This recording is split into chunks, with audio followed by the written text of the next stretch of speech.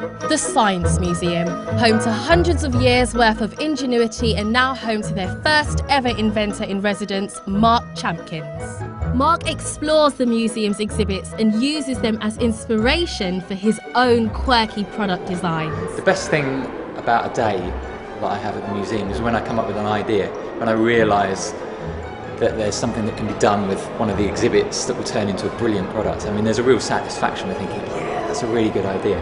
I find it really inspiring just to be surrounded by all these great inventions and iconic things that really have changed the world. And to be surrounded by those things, you know, it's hard not to come up with ideas. Realising a childhood dream, his products are now found in the museum shop. I always wanted to be an inventor. It was because I like making things. So when I was young, we used to make go-karts and peg guns and all kinds of contraptions and things. And then when I was at school, when we did design lessons, it didn't feel like work, you know, it felt like playing. So I thought, wouldn't it be fantastic to have a job that felt like playing? I don't think there are many people that are kind of professional inventors. I think quite often ideas come about because there's a problem and somebody thinks laterally and it's almost like they stumble across a solution.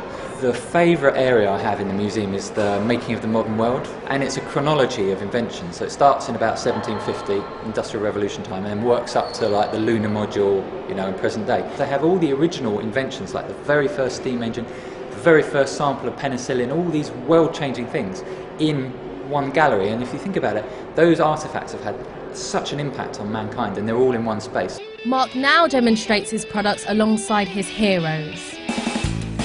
His designs include a magnetic chopping board, glasses with liquid-filled lenses, levitating cutlery, and the eye gramo.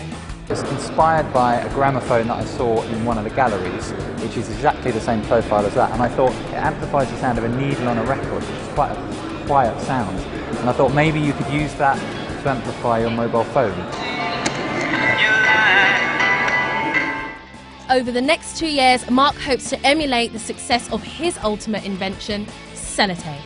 It's so useful. It used to, you know, if I'd break stuff as kids, I'd be able to fix it with sellotape. It saved me in lots of different instances. I wish I had invented sellotape.